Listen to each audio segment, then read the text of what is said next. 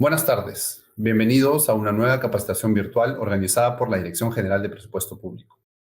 El día de hoy continuamos con el ciclo de capacitaciones sobre el programa de incentivos a la mejora de la gestión municipal para el año 2021. En esta oportunidad, la capacitación se titula Meta 5, aseguramiento de la calidad y sostenibilidad de la prestación del servicio de agua para consumo humano. La Meta 5 del programa de incentivos está a cargo del Ministerio de Vivienda, Construcción y Saneamiento y consiste en disminuir las brechas en acceso y en consumo de agua segura, garantizando que los sistemas de agua intervenidos se encuentren en buen estado. Asimismo, que las ATM capaciten y brinden asistencia técnica a los prestadores para que puedan realizar adecuadamente las actividades de limpieza y desinfección de los sistemas, así como la calibración y cloración del agua. Para dar inicio a nuestra capacitación, primero contaremos con una breve introducción a cargo de la Dirección de Calidad del Gasto Público de la Dirección General de Presupuesto Público del MEF. Y posteriormente, la presentación estará a cargo del Ministerio de Vivienda, Construcción y Saneamiento. Ahora daré paso a nuestro expositor, Javier Garay, coordinador de la Unidad de Cumplimiento de la Dirección de Calidad del Gasto Público del MEF. Buenas tardes, Javier. Adelante. Muchas gracias, Álvaro. Buenas tardes a todos. A continuación, presentaremos el marco general del programa de incentivos a la mejora de la gestión municipal.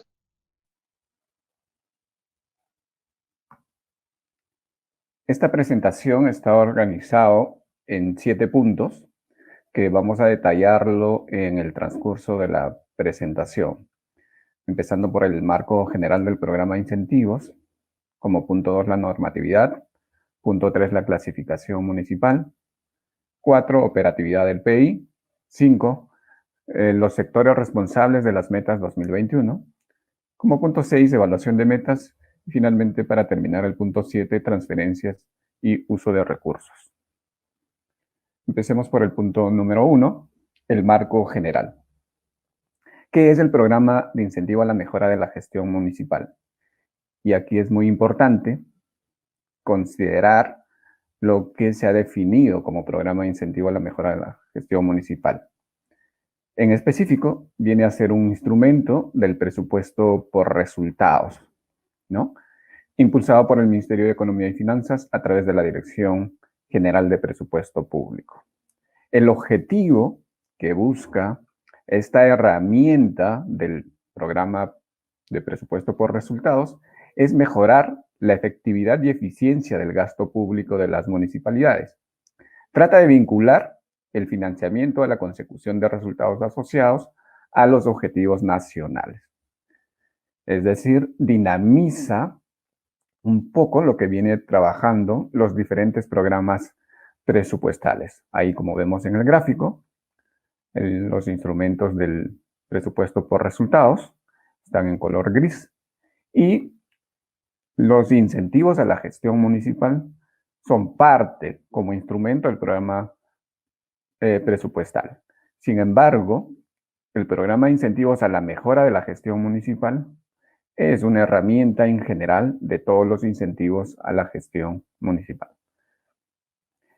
En esta segunda lámina veremos la normatividad asociada al programa de incentivos. Parte de una norma que es una resolución directoral que aprueban los lineamientos para presentación de metas. Después tenemos el decreto supremo que aprueba las metas. Para este caso, de las metas 2021, los decretos supremos son las 397 del 2020 de Economía y Finanzas y el decreto supremo 001-2021 también de Economía y Finanzas.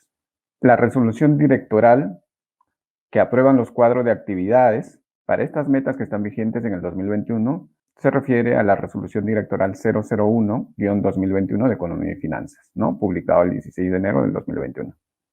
A continuación tenemos en el círculo 4 una resolución ministerial que hace referencia a la aprobación de los montos máximos a ser transferidos a las municipalidades. Y para este año se ha promulgado la resolución ministerial 0977 del 2021, que hace referencia básicamente a estos montos que han sido transferidos ya a las municipalidades. En el punto 5 tenemos la resolución directoral y ahí en una primera tenemos la resolución directoral 007 del 2021 que aprobó los resultados de evaluación del PI y Asimismo, tenemos la Resolución Directoral 007, que también incorpora nuevos beneficiarios, que viene a ser básicamente una modificación de los anexos. En el punto 6 tenemos la Resolución Directoral, también la misma, pero que en este caso, en uno de los anexos, se publica básicamente el ranking que ocupan las municipalidades. Como punto 7, punto final, tenemos el Decreto Supremo, que autoriza la transferencia de los recursos por el cumplimiento de las metas del PI, ¿no? En este caso, ya son los montos que corresponden a cada municipalidad por el cumplimiento de las metas en curso. En la lámina 3, referida a la clasificación municipal, como vemos en el gráfico, las 1.874 municipalidades de nuestro país se encuentran organizadas por tipos de municipalidad, que van desde la A hasta la G. Y ahí podemos ver que estos tipos de municipalidad están caracterizadas y están agrupadas de acuerdo a estas características, ¿no? Entonces tenemos 7 tipos de municipalidades. En el punto 4, la operatividad del programa de incentivos. ¿Cómo funciona en el año en curso la operatividad? Todo parte del diseño de metas, una vez que los diferentes sectores trabajan su propuesta de metas. Estas metas son evaluadas y finalmente, como hemos dicho en la lámina anterior, son aprobadas. Una vez que son aprobadas y publicadas, la meta en curso programa un conjunto de acciones que se denominan asistencia técnica. Y como parte de la asistencia técnica, digamos, se desarrolla el plan de asistencia técnica que comprende básicamente la ejecución de talleres descentralizados, asesorías, foros, también el diseño de página web, aplicativos, donde puedan consultar, digamos, todos los aspectos relacionados a las metas. Y algo importante, vienen a ser los instructivos y guías, manuales, videos que permiten implementar la meta de la forma como se ha planteado. Finalmente, termina con la evaluación del cumplimiento, donde concluido el plazo para implementar las actividades, los sectores realizan la evaluación de todo lo que se ha trabajado en el año, en función al cuadro de actividades. Entonces, la operatividad del programa de incentivos está dividida en 3 grandes etapas: diseño de metas, asistencia técnica y evaluación de cumplimiento. Para este año, en el punto 5, vamos a ver quiénes son los responsables de las metas aprobadas para el 2021 que se vienen ejecutando. Tenemos 7 metas aprobadas que están en curso para este 2021. Como meta 1, tenemos a cargo al Ministerio del Interior. La meta es fortalecimiento del patrullaje municipal para la mejora de la seguridad ciudadana. En el caso de meta 2, que es el fortalecimiento de la administración y gestión del impuesto predial, como ente rector y responsable es el Ministerio de Economía y Finanzas. Meta 3, implementación de un sistema integrado de manejo de residuos sólidos municipales, y en este caso está a responsabilidad del MINAM, que viene a ser el Ministerio de Ambiente. En el caso de meta 4, que viene a ser acciones de municipios para promover la adecuada alimentación, prevención y reducción de la anemia, y meta 6, que es regulación del funcionamiento de los mercados de abasto para la prevención y contención del COVID-19, está a cargo del Ministerio de Salud. Meta 5, que está referida al aseguramiento de la calidad y sostenibilidad de la prestación del servicio de agua para el consumo humano, está a cargo del Ministerio de Vivienda, Construcción y Saneamiento. Y tenemos una meta que ha empezado este año, el 2021, meta 7, que se refiere a la mejora de la competitividad local para el fomento de negocios, a cargo de la Presidencia del Consejo de Ministros. Un punto importante viene a ser esta lámina: ¿cómo se evalúan las metas? Cada una de las metas aprobadas comprende, a su vez, un cuadro de actividades. Estos cuadros de actividades detallan un poco las reglas de juego y las reglas establecidas para la evaluación de estas metas. El cuadro de actividades está compuesto por las actividades, las vallas establecidas, los medios de verificación y el puntaje correspondiente a cada actividad. En conjunto, para decir que una meta cumple, tiene que superar o mínimamente alcanzar 80 puntos. Si obtiene un puntaje menor a 80 puntos, la meta no cumple o no se cumple con la meta, ¿no? Entonces, la etapa de implementación y seguimiento del cumplimiento de las vallas establecidas, que estos cuadros lo determinan, se da entre febrero del 2021 al 31 de diciembre del 2021. Entonces, durante todos estos meses se viene implementando las diferentes metas. Cada actividad tiene un plazo de cumplimiento distinto y por eso es importante cuando trabajemos ya por cada meta estar muy atentos a cuándo es el plazo de vencimiento para cada una de las actividades y cuál es su valla y medios de verificación establecido. Otro punto importante viene a ser la transferencia y el uso de recursos. El programa de incentivos a la mejora de la gestión municipal hace 3 tipos de reconocimiento, ¿no? Un reconocimiento monetario, que está referido en el punto 1 y punto 2, básicamente transferencia de recursos por cumplimiento de metas, en el punto 1, y en el punto 2 veremos que también se hace una transferencia como bono adicional por cumplimiento de todas las metas asignadas. Es decir, si una municipalidad tiene X metas para este año y la municipalidad cumple en conjunto todas las metas, aprueban todas las metas, entonces se hace acreedor a esta transferencia denominada bono adicional por cumplimiento de todas las metas. Asimismo, tenemos también un reconocimiento que es un ranking, básicamente de ubicación, que un poco grafica el desempeño que ha tenido la municipalidad en la gestión de estas metas, ¿no? Y lo podemos ver en el punto 3. ¿Cómo se deben usar los recursos del PI? Que es otro punto sumamente importante a tenerlo claro. El Decreto Supremo 397 del 2020 de Economía y Finanzas, que aprueba básicamente los procedimientos para la implementación de estas metas, en el artículo 14.1 refiere sobre el uso de los recursos del programa de incentivos a la mejora de la gestión municipal. Y en el 14.2 también hace referencia que para el uso de los recursos transferidos en el marco del PI se aplican los mismos supuestos y restricciones normativas establecidas para la utilización de los recursos públicos. Entonces, cuando uno analiza este 14.1, básicamente este artículo hace referencia a que los recursos del PI se pueden utilizar con 2 finalidades. La primera que vemos en el círculo rojo en grande, para el cumplimiento de las metas vigentes, ¿no? ¿Y qué metas vigentes? Las que han sido aprobadas con decreto supremo, la 397 del 2020, ¿no? Y esas metas están bajo responsabilidad de los sectores y también tienen su guía de implementación. Entonces, todo lo que señala en la guía de implementación que se requiera, digamos, invertir de parte de la municipalidad para el cumplimiento de esas metas, este artículo 14.1 lo habilita. De igual forma, el siguiente punto en el cual se deben utilizar los recursos viene a ser la sostenibilidad de las metas del año anterior, señalada en el círculo 2, ¿no? No todas las metas tienen continuidad en los años subsiguientes o en el presente año incluso.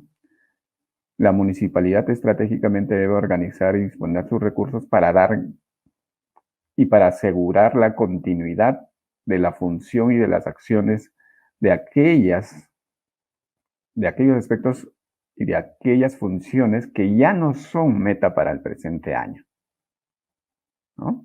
Por X razón, lo que quiere decir que en general la municipalidad debe continuar con esa función a pesar de que ya no está en el marco del PI, ¿no? Porque la función de la municipalidad se establece por norma regular o por norma orgánica de municipalidades. Entonces el PI es la estrategia, la herramienta que dinamiza esa función.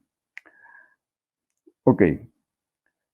El Decreto Supremo número 091 del 2021 de Economía y Finanzas, en el artículo 3, señala que los recursos de la transferencia de las partidas del PI en específico no pueden ser destinados bajo responsabilidad a fines distintos para los cuales fueron transferidos. Entonces, eso es un punto muy importante a considerar. Si necesitamos mayor información detallada, tenemos la asistencia técnica a nivel nacional a través de los Conectamed. Ahí también tenemos los canales. Asimismo, en la página web del Ministerio de Economía y Finanzas, que señala en la parte inferior, podemos encontrar información detallada de cada una de las metas. También podemos encontrar mucha información sobre lo que viene a ser la normatividad y todo lo que se refiere al programa de incentivos a la mejora de la gestión municipal. Asimismo, si existe alguna necesidad de consulta, pueden remitir sus consultas al correo que señala en la PPT, incentivos.municipales@mef.gov.pe. Ese es el correo que debemos tener siempre presente para cualquier consulta y el equipo del Ministerio de Economía encantado los estará absolviendo. Así concluimos nuestra presentación. Muchas gracias a todos por su atención. Será hasta la próxima oportunidad. Gracias, Javier. Ahora daré paso a nuestro siguiente expositor, Wilder Aguilar, supervisor social de la Unidad Técnica para la Mejora de la Prestación de Servicios del Ministerio de Vivienda, Construcción y Saneamiento. Adelante, Wilder. Gracias, Álvaro. Buenas tardes con todos. A continuación, tengo a cargo la exposición de la Meta 5 del Programa Nacional de Saneamiento Rural, aseguramiento de la calidad y sostenibilidad de la prestación del servicio de agua para consumo humano. El contenido de la presentación es la siguiente: presentación de la meta, actividad 3, actividad 4 y preguntas frecuentes. La meta, denominada aseguramiento de la calidad y sostenibilidad de la prestación del servicio de agua para consumo humano, tiene como ámbito las municipalidades catalogadas en la tipología B, F y G, haciendo un total de 1.251 municipalidades participantes. Esta meta contribuye a lo siguiente: asegurar la planificación operativa del ATM y el seguimiento de la ejecución del gasto programado para el desarrollo de las actividades del PPI 0083, fortalecer la operación y mantenimiento de los sistemas de agua para garantizar la continuidad del servicio y la sostenibilidad de este, mejorar la gestión del servicio de disposición sanitaria discretas, previa identificación de la existencia y estado operativo de los sistemas para ejecutar intervenciones en mantenimiento, y finalmente garantizar que el agua suministrada en los sistemas de abastecimiento cumplan con la normativa de calidad referida a la presencia de cloro libre residual, ¿no? Esto para asegurar que nuestros hermanos del ámbito rural puedan consumir un agua segura. Dentro del cuadro de actividades presentados para la Meta 5 del 2021 tenemos las siguientes actividades. Como actividad 1, la planificación y seguimiento de la ejecución del gasto en las actividades del producto 3882, hogares rurales concentrados con servicios de agua potable y disposición sanitaria discretas de calidad y sostenibles. Esta actividad consiste, como se sabe, en que el responsable de ATM elabora su plan de trabajo y esta es incorporado en el POI de la municipalidad, ¿no? A su vez, se puede asignar un recurso, el financiamiento para el desarrollo de estas actividades, y mediante la ejecución de la meta podamos medir los devengados. Las fechas de cumplimiento para esta primera actividad, ya el primer corte ha sido el 26 de febrero, hemos tenido un segundo corte el 30 de junio, donde se ha verificado el primer devengado, y tendremos un último corte al 30 de diciembre, donde se verificará el 80% del devengado. También esta primera actividad tiene un puntaje de 20 puntos. La actividad 2, fortalecimiento de la operación y mantenimiento de los sistemas de agua potable, consiste en identificar a operadores de los sistemas de agua potable y promotores en las municipalidades, ¿no? Para que estos puedan participar del fortalecimiento de capacidades en el marco del programa presupuestal institucional. Este fortalecimiento posteriormente será desarrollado por el gobierno regional, ¿no?, en articulación con el gobierno nacional. Entonces, esta actividad lo que busca es identificar a las personas, tanto del centro poblado, es decir, al operador, y a nivel del distrito, de la municipalidad, al promotor, ¿no?, que es parte del equipo del área técnica municipal. Esta segunda actividad tiene como fecha de cumplimiento el 30 de junio y tiene un puntaje de 25 puntos, ¿no? Esta actividad ya ha culminado su ejecución en el marco de esta meta. La actividad 3, identificación del servicio de disposición sanitaria discreta, lo que busca es identificar, como bien lo dice su nombre, en los centros poblados del ámbito rural y que cuenten con sistemas de agua potable en estado bueno y regular, cuáles son los sistemas de disposición sanitaria discretas, ¿no? Es decir, qué tipo de sistemas de disposición sanitaria discretas o alcantarillado sanitario, o también verificar o corroborar si no existe, para poder justamente contar con información que nos permita planificar intervenciones, ¿no? Esta actividad está en desarrollo. Las municipalidades, los responsables de las áreas técnicas municipales y sus equipos de trabajo se encuentran en estos momentos realizando el levantamiento de información en campo, ¿no? La fecha de cumplimiento es 30 de septiembre y tiene como puntaje 25 puntos. Como cuarta actividad tenemos garantizar el servicio de agua potable. Esta actividad consiste justamente en el monitoreo del agua para consumo humano, ¿no?, que cuente con cloro residual de acuerdo a la normativa vigente.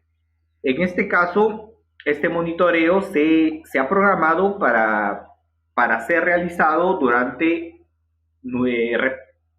varios meses en el año, ¿no? Es decir, desde abril hasta diciembre, realizar reportes de monitoreo de cloro residual. Y esta actividad tiene un puntaje de 30 puntos, ¿no? Como podemos ver, estas son las 4 actividades que suman un total de 100 puntos para el cumplimiento de la meta. Dentro de los hitos y la línea de tiempo de la meta 5 tenemos los siguientes, ¿no? Al 26 de febrero, el POI del ATM aprobado con resolución de alcaldía y presupuesto certificado como primer hito. Tenemos al 30 de abril, donde inician justamente los reportes de control de cloro residual, y esto se prolonga hasta diciembre, ¿no? Por eso es que podemos ver en la imagen 30 de diciembre, 30 de mayo, 30 de junio, 30 de julio, 30 de agosto, 30 de septiembre, 29 de octubre, 29 de noviembre y 20 de diciembre, ¿no? Todos de reporte de control de cloro residual. Asimismo, el 30 de abril también se tiene que presentar, o se ha presentado, los resultados de la caracterización presentados a la IPRES y la limpieza y desinfección y calibración del sistema de agua potable. Al 30 de junio tenemos la medición del devengado de acuerdo a lo que está registrado en el CIAP, y el registro de la ficha del operador y promotor registrado en el DATAS, ¿no? De acuerdo a la actividad 2. Después, el siguiente corte tenemos al 30 de septiembre, que es el plano o catastro o croquis de las viviendas en el aplicativo DATAS, y el registro del submódulo 5, lo que estaba mencionando, que corresponde a la identificación de los sistemas de disposición sanitaria discretas o alcantarillado sanitario. Al 29 de octubre tenemos el hito de una acta de limpieza y desinfección y calibración del SAP. Y finalmente, al 20 de diciembre, y en conjunto con el reporte de control de cloro residual, que repito es mensual a partir de abril, ¿no?, tenemos el presupuesto devengado en el CIAP, ¿no? Entonces, esto es la línea de tiempo que nosotros tenemos para el desarrollo de la meta 5, ¿no? Vamos a hacer énfasis en las actividades que se encuentran en estos momentos en desarrollo, ¿no? Porque, repito, hay la actividad 1, y la actividad 2 ya han culminado su ejecución en el marco de la meta. Sin embargo, aún se encuentra en plena ejecución la actividad 3 y la actividad 4, en la cual vamos a hacer un poco más de énfasis, ¿ya? La actividad 3, identificación del servicio de disposición sanitaria discretas, ¿no? Que está referido a levantar un cuestionario sobre los sistemas de disposición sanitaria discretas en el ámbito rural. Nosotros le hemos denominado correlativamente, de acuerdo a los módulos que tenemos en el DATAS, como módulo 5, ¿no? ¿Cuáles son los pasos para la aplicación del cuestionario?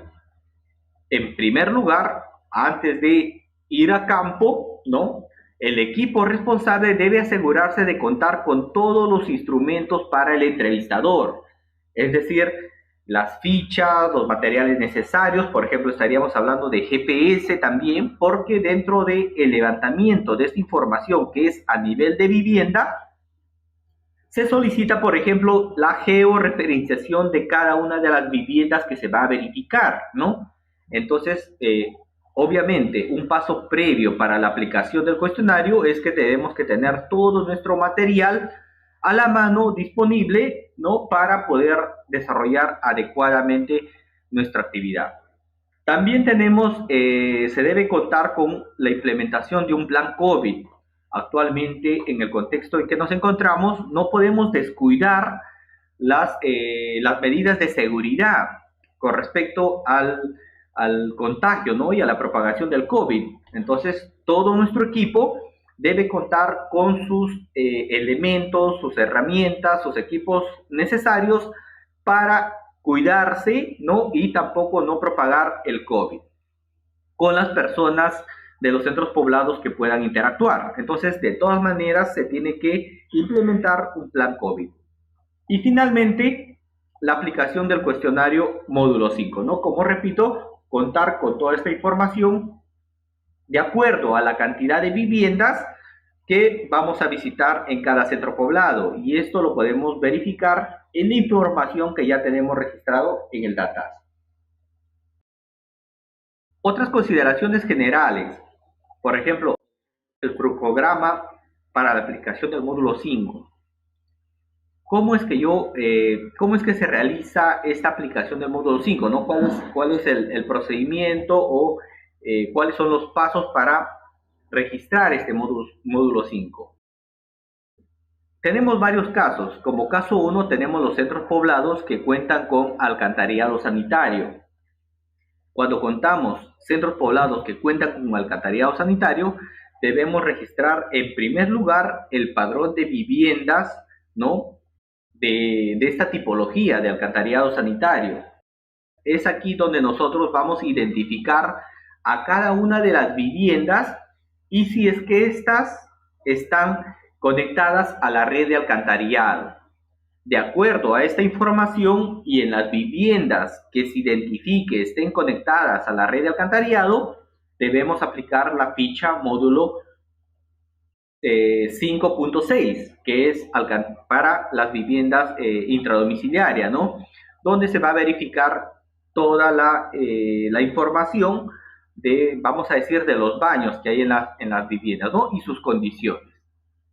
Si son centros poblados, en el caso 2, centros poblados que solamente cuentan con VS, de igual forma tenemos que iniciar con el llenado del padrón de viviendas VS, ¿no? También para identificar en el centro poblado cuáles son las viviendas que cuentan con unidades básicas de saneamiento y cuáles son las que no cuentan con estas.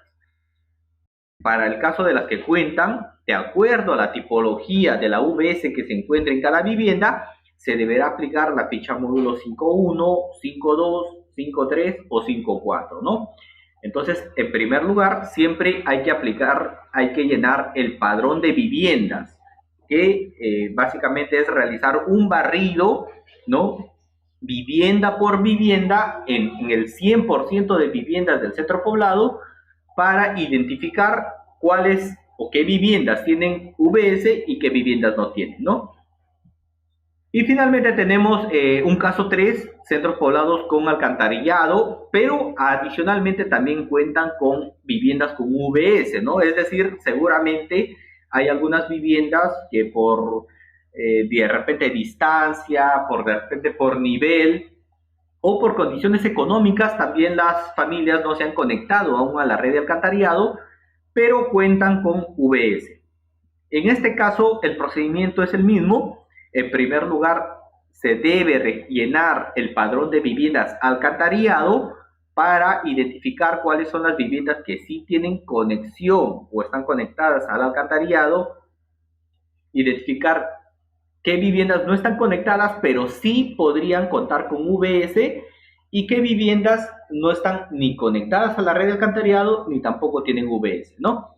Entonces, si identificamos a las viviendas que están conectadas al alcantarillado, aplicamos la ficha módulo 5.6, que es para la conexión intradomiciliaria, ¿no? Y si identificamos viviendas que no están conectadas a la red de alcantarillado, pero sí cuentan con VS, nuevamente aplicamos las fichas módulo 5.1, 5.2, 5.3 o 5.4, de acuerdo a la tipología de VS que encontremos en esa vivienda, ¿no? Y obviamente, si finalmente las viviendas no cuentan ni con alcantarillado, ni tampoco con VS, el registro queda solamente ya en el padrón, ¿no? Porque se consigna en el padrón que cuenta con pozo ciego o realiza su disposición a campo abierto. Entonces no hay otra ficha que registrar. Estos serían los 3 casos que podemos encontrar en campo.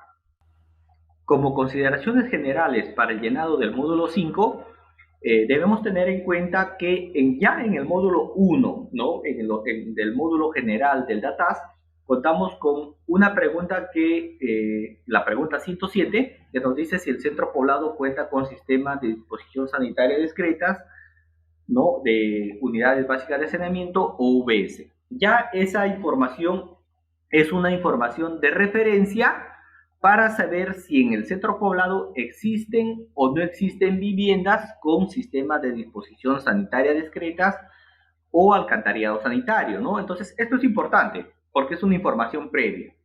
Ya en nuestra visita de campo, nosotros vamos a determinar si efectivamente existía en el centro poblado o contaban las viviendas con disposición sanitaria discretas, ¿no? O no, y entonces en tal caso habría que corregir también esta información. Pero ya esta pregunta 107 del módulo 1 nos da una información preliminar, ¿no? Que nos sirve de referencia. Con respecto a las fichas físicas, tenemos la información básica, la ubicación geográfica. Esto es importante porque esto nos va a permitir identificar cuál es el centro poblado, distrito, provincia y departamento en el cual se está registrando la información. Recordemos que esta información o el recojo de información del módulo 5 se va a realizar a nivel nacional, ¿no? Entonces es importante que cada una de las fichas puede estar debidamente identificada. Adicionalmente se va a registrar el código de ubigeo del centro poblado, código del sistema de agua potable y código del prestador. Esta información se va a poder ubicar o encontrar en el mismo DATAS. Es decir, esta información no nos la va a proporcionar las autoridades de los centros poblados ni la población. Esta es una información previa que cada equipo de las áreas técnicas municipales debe llenar previamente, ¿no? Porque esta información no nos lo proporcionan las autoridades. Adicionalmente, por ejemplo, la georreferenciación ya va a estar registrado en el padrón de viviendas, ¿ya? En esta ficha ya no va a ir, por ejemplo, la georreferenciación, sino la georreferenciación ya se va a encontrar dentro del padrón de viviendas. En la misma ficha física del módulo 5, también vamos a contar con un resumen sobre los tipos, ¿no? La tipología de disposición sanitaria discretas o alcantarillado sanitario que se encuentre en los centros poblados. Entonces, la pregunta 500 indicará el resumen total de las viviendas del centro poblado habitadas o no, ¿no? En ese caso tenemos preguntas, resúmenes como viviendas con VS, viviendas conectadas a la red de alcantarillado, viviendas con VS que no están contemplados en la norma, viviendas sin servicio de alcantarillado VS y viviendas no habitadas. Esta información del módulo 5 propiamente dicho, recordemos, va a ser un resumen de toda la información que nosotros recopilemos del campo. Es decir, esta información la vamos a poder llenar o confirmar cuando culminemos el recojo de información al 100% de viviendas, ¿no? Y hagamos el registro en el aplicativo DATAS. Porque, por ejemplo, de acuerdo a las tipologías, ya en el aplicativo DATAS nosotros vamos a establecer un algoritmo para que de acuerdo a lo que ustedes puedan registrar por cada tipo de VS, el algoritmo pueda determinar si esa información se ajusta a una determinada tipología, ¿no? O no corresponde. Por eso es que, por ejemplo, en el resumen estamos poniendo VS que no están contempladas en la norma, porque puede ser que ustedes encuentren una vivienda, aparentemente cuente con una VS, ¿no? Ustedes levantan la información, registran la información en el DATAS, pero de acuerdo al algoritmo, que está obviamente generado de acuerdo a la norma, no, esta VS no cumpla con las características mínimas que están contempladas en la norma, ¿no? Esto es, como repito, un resumen, ¿ya? Otro dato importante a tener en cuenta es que la información de la ficha, como menciono, no va a poder digitarse, puesto que será la suma automática de todas las fichas del módulo 5 llenadas en el aplicativo, ¿no? Por lo cual la información que obtengamos de esta ficha nos servirá para corroborar el número final de viviendas del centro poblado. Con respecto continuamos con las fichas físicas, ¿no? También por cada una de las tipologías va a registrarse un conteo, ¿no? De las fichas que se van a registrar por VS, y finalmente esto nos va a permitir determinar cuánto es el número de viviendas que sí hemos encontrado en el centro poblado, ¿no? Y para el caso de los sistemas que cuenten con alcantarillado sanitario, también contamos con un campo en la 501C, que corresponde a la red de alcantarillado, en la cual tenemos que consignar si esta red de alcantarillado, por ejemplo, está abasteciendo a más de un centro poblado, ¿no? Entonces ya previamente también tenemos que hacer esa identificación para poder posteriormente en el mismo aplicativo hacer las vinculaciones que correspondan. Aquí estamos presentando una imagen sobre las características técnicas que cuenta una VS de hoyo seco ventilado, por ejemplo, ¿no? Como mencionaba, a nivel de ejemplo, la idea es que cuando se realice la verificación en cada una de las viviendas, el especialista, parte del equipo del ATM que realice esta verificación, pueda determinar cada una de estas partes o componentes de este tipo de sistema, ¿no? Y de acuerdo a ello, repito, el algoritmo va a poder determinarse si es que cumple con de acuerdo a la norma, ¿no? Por ejemplo, en este caso, obviamente tiene que contar con una caseta. Si es que fuera un hoyo ciego, un pozo ciego como normalmente se conoce y no cuenta con una caseta, no se podría estar ajustando, por ejemplo, a un hoyo seco ventilado, ¿no? Tendría que denominarse, ya en esa verificación, el que recoge la información tendría que aclarar que no se trata de una OBS, de hoyo seco ventilado, sino de un pozo ciego, ¿no? Y ya no correspondería levantar la ficha. Sigamos entonces viendo ahora, decía a manera de ejemplo, lo que se va a registrar a nivel de cada una de las fichas de acuerdo al modelo de hoyo seco ventilado. Ya como ejemplo vamos a tomar esta ficha para ver más o menos cuál es la información que se está solicitando recoger en estos campos, ¿no? Repito, tenemos la información de la ubicación geográfica, tenemos la información de los datos de la vivienda, porque tenemos que vincular también cada una de estas VS a una vivienda y cada vivienda a un responsable, a un usuario, a un titular, ¿no? cocinamos el nombre, el número del DNI del titular, también especificamos si está conectado a la red de agua, y con respecto a los datos de la UBS, también presentamos si es que, por ejemplo, cuál ha sido el año de construcción de esta UBS, quién ha construido esta UBS, cómo fue construida esta UBS, o sea, si fue por un proyecto o lo construyó la propia persona, y cuál es el nivel del uso de la UBS, ¿no? Puede ser que nunca, en muchos casos se encuentran UBS abandonadas, entonces existe la UBS, pero no se está usando, ¿no? Y también en observaciones habrá que consignar cuáles son los motivos, ocasionalmente, o puede ser que siempre, ¿no? Después también tenemos que consignar otros datos importantes que se tienen en cuenta, es que la información de las personas, o sea, del titular que se va a registrar en el nombre del titular, va a estar vinculado a una base de datos que nosotros contamos con la RENIEC, ¿no? Entonces, solamente con solamente digitar el DNI, automáticamente ya vamos a poder verificar cuál es el nombre del titular, ¿no? Con respecto a la infraestructura, les mencionaba que vamos a hacer un detalle de todas las partes o componentes de las UBS, ¿no? Por ejemplo, en este caso, repito que a manera de ejemplo, en este caso, en la UBS hoyo seco ventilado, vamos a registrar si es que cuenta con tasa especial o no, si esta a su vez presenta daños. Si presenta daños, ¿no? Y marcamos la opción sí, tenemos que especificar qué tipo de daños cuenta esta tasa especial, ¿no? Puede estar resquebrajada, ¿no? Puede estar, ya puede estar partida.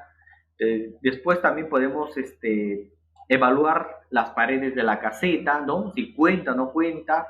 Y repito, si es que sí presenta daños, ojo, tenemos que consignar una descripción. En el caso de este ejemplo, tenemos también que evaluar la losa de la caseta, el techo, la puerta de la caseta, la ventana con malla mosquitera, la ventilación, el sombrero con malla mosquitera. También tenemos que saber de qué material está hecha la tasa especial, el material predominante de la caseta, si es que se realiza mantenimiento o no, porque eso es importante, ¿no? Para determinar también si es que las personas de alguna forma están sensibilizadas sobre la importancia del cuidado de su salud, por ejemplo, ¿no? Con qué frecuencia se realiza el mantenimiento, quién también realiza el mantenimiento. También se va a preguntar en la pregunta 506, a nivel de percepción, ¿no? Se debe indicar si la UBS se encuentra limpia, es decir, esta pregunta no necesariamente usted tiene que consultar al propietario, ¿no? Considerando que se va a hacer la verificación in situ de cada una de las UBS, yo como evaluador voy a determinar si, de acuerdo a mi percepción, esta UBS se encuentra limpia o no en el momento de la aplicación de la ficha, ¿no? Después tenemos otras preguntas como cuál es el material secante que utiliza, cuál es el tipo de material secante, si existe espacio para reubicar esta UBS. Ojo, esto es solamente en el caso de hoyo seco ventilado. Recalco que estamos presentando solamente a nivel de ejemplo la estructura de una ficha de la UBS de hoyo seco ventilado, ¿no? Para ver más o menos cuáles las características y el cuerpo que traen estas fichas.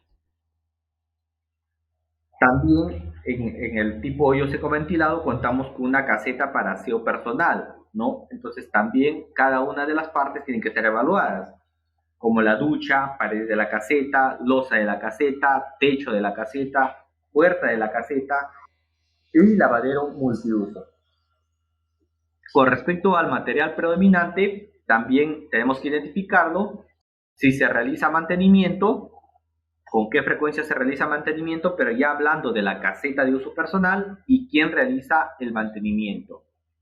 Aquí en la imagen estamos presentando algunos ejemplos de cuáles, por ejemplo, son los tipos de, vamos a decirlo, letrinas o pozos ciegos que no cumplen con los requisitos técnicos, ¿no? Entonces, en estos casos, por ejemplo, ya no es necesario levantar información de la ficha, porque evidentemente no están cumpliendo con las características para ser consideradas como una VS de hoyo seco ventilado, ¿no?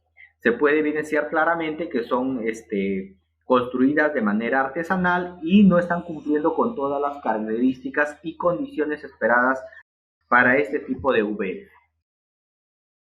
Adicionalmente, les mencionaba que hay diferentes tipos de VS, ¿no? Entonces tenemos la VS de compostera de doble cámara, por ejemplo, que también es un modelo y trae su propia ficha en la que hay que evaluar.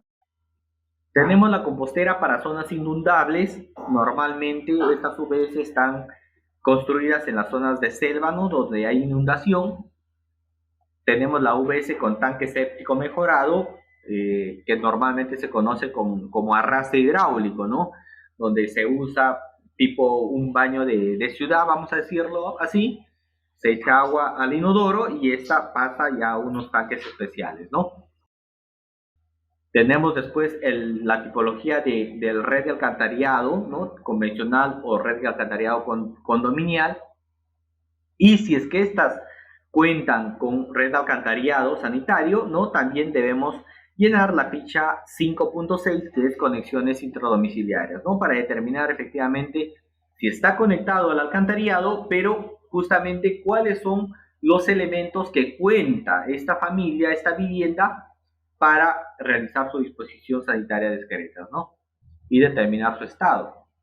Los medios de verificación para esta actividad son el plano, catastro o croquis, ¿no?, de la ubicación de las viviendas a nivel del centro poblado, remitido a través del submódulo 5 del aplicativo DATAS, y también el registro de la información por usuario en el submódulo 5, ¿no? Entonces, toda la información que nosotros vamos a levantar en campo, recoger en campo, de la verificación de las viviendas, ojo, al 100% de las viviendas en cada centro poblado que hemos seleccionado, debemos registrarlo en el DATAS. Adicionalmente a ello, como lo menciona, como se puede evidenciar en la lámina, ¿no?, un plano, catastro o croquis de la ubicación de las viviendas. Esto para determinar justamente cuál ficha pertenece a qué vivienda en un momento que un especialista o el supervisor mismo de la municipalidad, del gobierno regional o del PNCR pueda realizar una supervisión, ¿no? La fecha de cumplimiento de esta actividad es al 30 de septiembre. Ya repito, los equipos de las áreas técnicas municipales se encuentran en campo trabajando en el recojo de esta información. Después tenemos la actividad 4, que es garantizar el servicio de agua potable. Con respecto a la actividad 4, tenemos los siguientes pasos: caracterización del agua, ¿no?, con la fecha de cumplimiento al 30 de abril. Tenemos la limpieza y desinfección de los sistemas de agua y calibración del equipo de cloración con 2 fechas de cumplimiento, al 30 de abril al 29 de octubre. Y finalmente el monitoreo de cloro residual, como se ha mencionado, con reportes mensuales de abril a diciembre, ¿no? Con respecto a la limpieza, desinfección del sistema de agua y calibración del equipo de cloración, nosotros tenemos aquí claro algo importante. En primer lugar, debemos coordinar con la organización comunal la fecha y hora para realizar la limpieza y desinfección. También informar al IPRES con anticipación la fecha y hora seleccionada para realizar la limpieza y desinfección del sistema de agua, ¿no?, para que ellos puedan programar también su horario y participar en conjunto con el responsable de ATM en esta actividad. Comunicar a la población de manera anticipada para que tomen las previsiones por el corte de suministro. Recordemos que el desarrollo de esta actividad en campo, ¿no?, toma varias horas y entonces la población va a estar desabastecida del servicio de agua. Es por ello que se debe comunicar con debida anticipación para que puedan tomar sus previsiones, es decir, juntar agua para su consumo de ese día, ¿no? Y también, punto importante, asegurar que el operador cuente con los equipos de protección personal, porque recordemos que el hipoclorito de calcio, que es el principal elemento para la desinfección del sistema de agua y del sistema de agua y del agua, ¿no?, es un elemento químico altamente tóxico. Entonces es importante que el operador o las personas que van a manipular o desarrollar esta actividad puedan contar con los equipos de protección personal. Por favor, esto es muy importante. Con respecto al paso 2, después de haber realizado estas coordinaciones anticipadas, también tenemos que acompañar y brindar asistencia técnica al prestador para la calibración del equipo de cloración, ¿no? O sea, es importante que nosotros podamos acompañar, en este caso al prestador con su operador, para realizar una calibración adecuada del equipo de cloración, y para ello debemos realizar una asistencia técnica previa, ¿no? Para que el operador conozca claramente el funcionamiento del equipo de cloración, si es que no estuviera familiarizado con este, y adicionalmente también explicarle cómo se hace la medición de cloro residual en los puntos específicos, ¿no? Porque eso es parte de la calibración del equipo de cloración. ¿Cuáles son los medios de verificación que se van a presentar en esta actividad? Dentro de los medios tenemos acta de limpieza y desinfección y calibración del sistema de agua registrada en su módulo 3, decimos con 2 fechas de corte, al 30 de abril y al 29 de octubre. Y también tenemos algunas recomendaciones, ¿no? Decíamos comunicar con la debida anticipación al IPRES sobre los sistemas de agua donde se va a realizar la limpieza, desinfección y calibración de los sistemas de agua, y coordinar con los directivos para garantizar que el operador prepare las herramientas e insumos a utilizar, ¿no? Y esto también es bastante importante. Las consideraciones para el cumplimiento de la actividad son realizar la calibración del equipo de cloración en campo con mediciones de cloro residual en el reservorio, en la primera vivienda, en la vivienda intermedia y en la última vivienda. De esta manera nos aseguramos que todas las viviendas del centro poblado reciban un agua segura, ¿no? O sea, no solamente la primera, porque si no podría ser que en la última no esté llegando, ¿no? Y no solamente en la última, porque probablemente puede haber otras diferencias debido a las diferentes redes que tienen los sistemas de agua potable. También el acta de realización de limpieza y desinfección y calibración del sistema de agua debe ser firmado por el presidente y secretario de la organización comunal, así como por el operador. De esta forma se deja constancia de que estas autoridades, estas personas están participando en la actividad y están dando fe de las acciones realizadas de manera articulada con la municipalidad. La información registrada en el DATA debe coincidir con lo descrito en el acta que se va a subir, ¿no?, al aplicativo DATA. Con respecto al monitoreo de cloro residual propiamente dicho, ¿no?, tenemos que sensibilizar y capacitar a los hogares rurales para la valoración del servicio y consumo del agua responsable, ¿no? O sea, no hacer desperdicio, y también sensibilizar sobre cuáles son los efectos de no consumir un agua no segura, ¿no?, a su salud. Asegurar el suministro del cloro para la desinfección y cloración del agua de forma permanente, y esto está vinculado bastante al tema de el pago de la cuota familiar. Si es que las familias no están sensibilizadas y por lo tanto tampoco están pagando la cuota familiar, no se va a contar con estos elementos necesarios para la cloración y va a poner en riesgo realmente el servicio de calidad, ¿no? ¿Cuáles son las actividades que la municipalidad debe realizar para garantizar la cloración permanente? ¿No? Se debe asegurar, coordinando con la organización comunal, que estos cuenten con un cuaderno de registro diario de cloro residual. Ojo, la organización comunal, como administradora del servicio de agua, debe realizar un monitoreo o un control diario para asegurarse efectivamente que todos los días se encuentra el nivel de cloro residual de acuerdo a lo que está programado, ¿no? El ATM también debe acompañar y asistir técnicamente en campo a la organización comunal para el correcto registro en su cuaderno. O sea, si es que no sabe el operador, el ATM es quien debe explicar para dar a conocer cuál es el correcto llenado de esto, ¿no? Adicionalmente, del cloro residual también se está solicitando como parte de esta actividad medir los sólidos sedimentables, color y sabor del agua. Los sólidos sedimentables mediante el cono de sedimentación, y el procedimiento es que mediante este instrumento se pueda llenar de agua, ¿no?, hasta el nivel indicado en ese mismo instrumento, dejar en reposo 1 hora y verificar cuál es la cantidad de sólidos sedimentables de acuerdo a la numeración que trae el propio instrumento, ¿no? Entonces, si tiene mucho, evidentemente ya como ATM hay que brindar la asistencia técnica para corregir esa situación.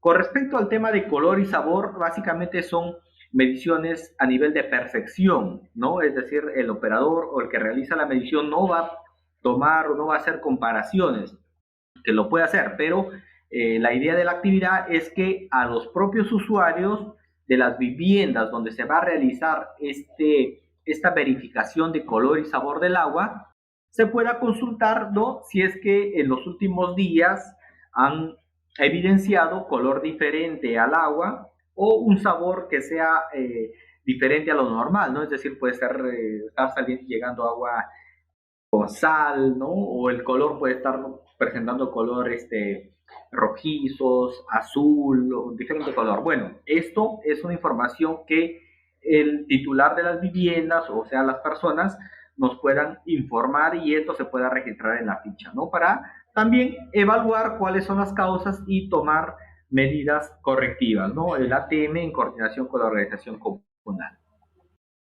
Dentro de la información que se va a registrar de color, sabor y sólido sedimentable, todo esto se debe registrar en el formato número 12, ¿ya? Y registrar también en el aplicativo de ATAS.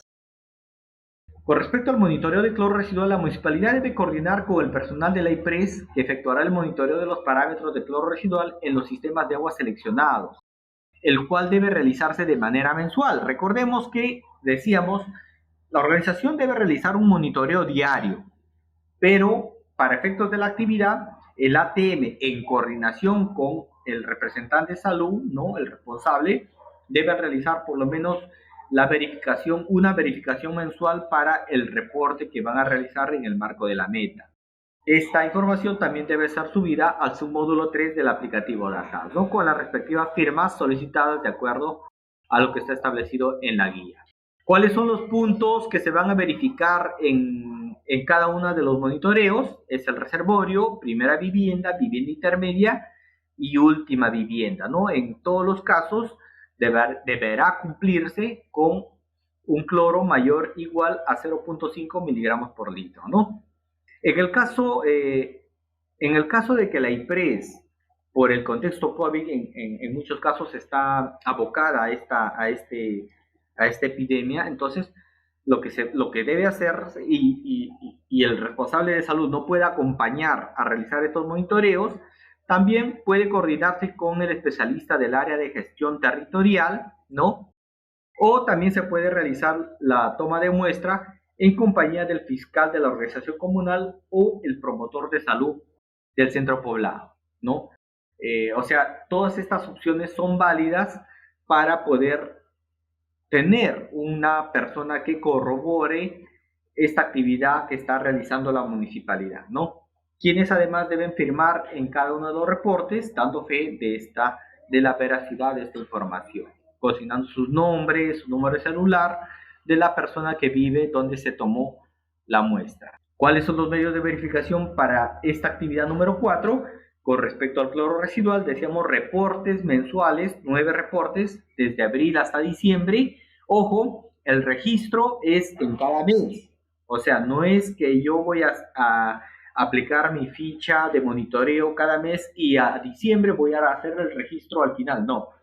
Cada mes debo realizar mi monitoreo y el registro en el aplicativo de ATAS, de acuerdo al plazo máximo de cumplimiento, ¿no? A partir del 30 de abril, en mayo al 31 de mayo y así sucesivamente.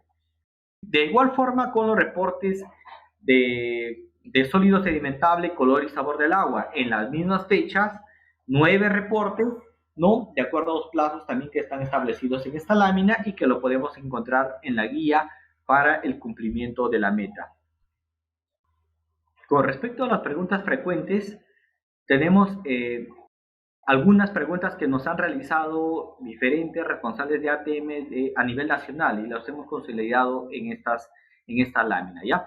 Actividad 3.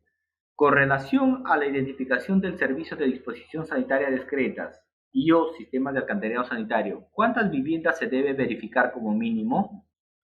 Se debe verificar como mínimo 400 viviendas habitadas, ojo, de los centros poblados que cuentan con viviendas con sistemas de disposición sanitaria discretas o sistemas de alcantarillado sanitario, ¿no? Es decir, en el centro poblado elegido se deben verificar todas las viviendas para tener la base de datos completa. En caso contrario, se va a considerar no válida. En este caso también quiero puntualizar o aclarar que si es que nosotros seleccionamos 4 centros poblados, ¿no? Y esos 4 centros poblados suman 410 viviendas habitadas, ¿ya?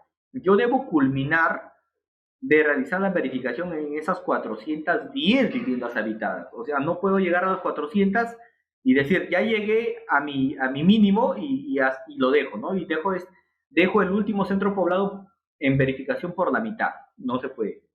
Tenemos que completar el 100% de viviendas de los centros poblados seleccionados.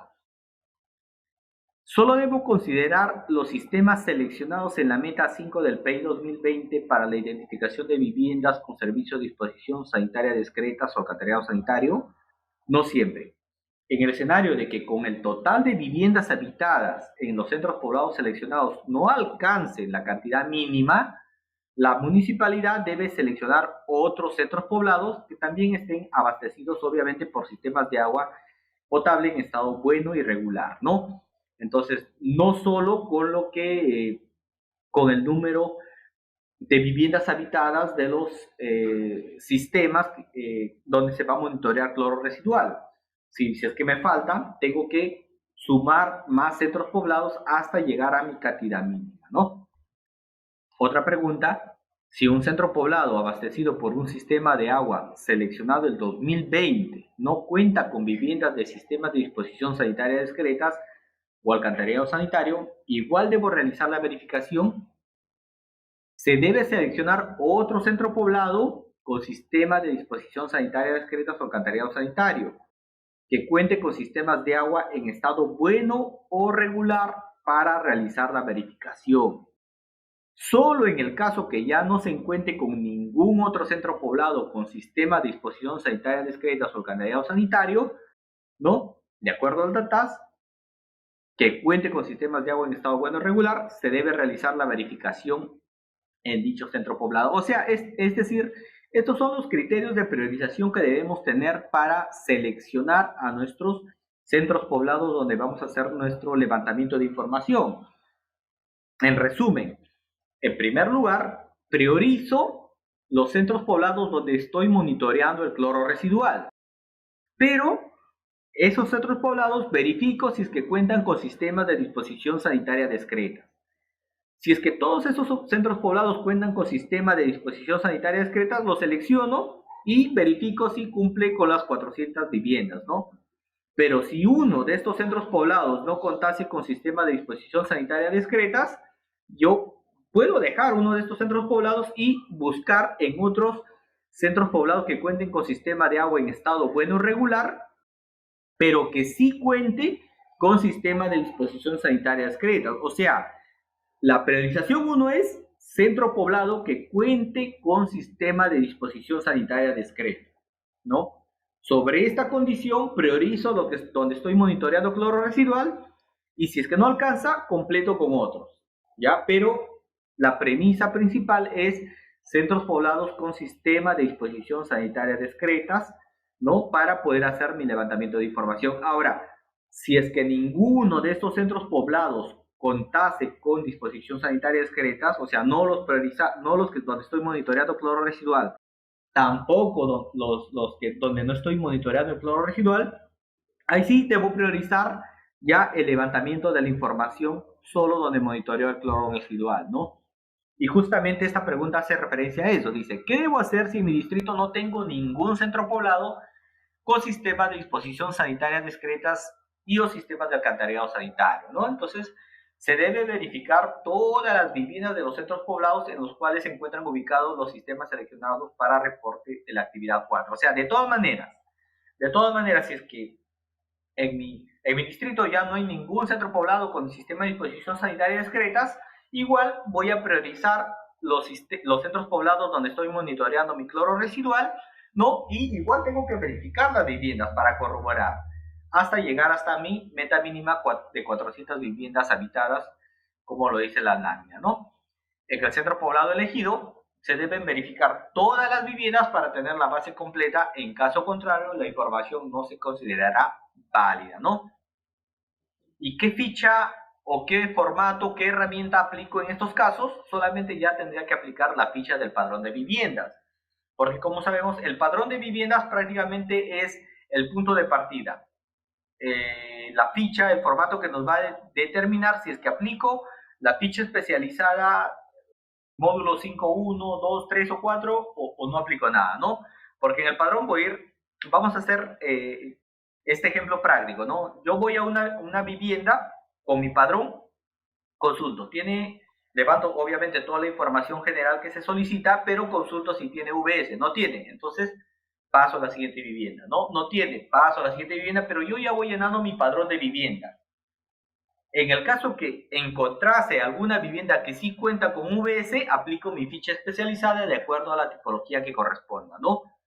Pero en el supuesto de que no hubiera ninguna vivienda con sistema de disposición sanitaria discretas, como lo plantea esta pregunta, solo tendría que aplicar la ficha del padrón de viviendas VS, ¿no? Con respecto a la actividad 4, para el cumplimiento de la actividad 4, ¿en cuántos sistemas se debe intervenir? El desarrollo de la actividad 4 debe realizarse de acuerdo a la valla del anexo 3. El número de parámetros es el mismo que en versiones anteriores. Es válida la caracterización de la fuente con una antigüedad, ojo, no mayor a 3 años para los parámetros organolépticos e inorgánicos y de 1 año para los parámetros bacteriológicos y parasitológicos. Aquí también presentamos el correo diagnóstico@vivienda.gov.pe, que es a donde pueden también dirigir sus consultas respecto a las actividades de la meta. De igual forma, los especialistas que contamos en los centros de atención al ciudadano en cada una de las regiones, y también la página web del PEI, ¿no? Del MEP, en la cual podemos encontrar toda la información referida a los incentivos para los gobiernos locales. De esta manera he concluido mi exposición. Gracias a todos por su atención. Será hasta una próxima oportunidad. Muchas gracias, Wilder. De esta manera hemos llegado al final de esta capacitación virtual. Les recordamos que para mayores alcances sobre la meta 5 del programa de incentivos a la mejora de la gestión municipal para el año 2021, pueden visitar la página web que hemos colocado en la descripción de este video. Además, para consultas pueden comunicarse con los especialistas en presupuesto público de la sede Conectamef más cercana a su localidad y con los representantes del Ministerio de Vivienda, Construcción y Saneamiento a través del directorio de contactos que también encontrarán en la descripción de este video. Asimismo, les invitamos a suscribirse a nuestro canal de Telegram para recibir notificaciones de los eventos de capacitación organizados por la Dirección General de Presupuesto Público. Además, recibirán las capacitaciones publicadas en el canal de YouTube del MEF y los materiales de asistencia técnica de la web de reactivación económica. Para suscribirse a este canal de Telegram, solo deben ingresar al enlace que se encuentra en la descripción de este video. Muchas gracias por su participación. Hasta la próxima.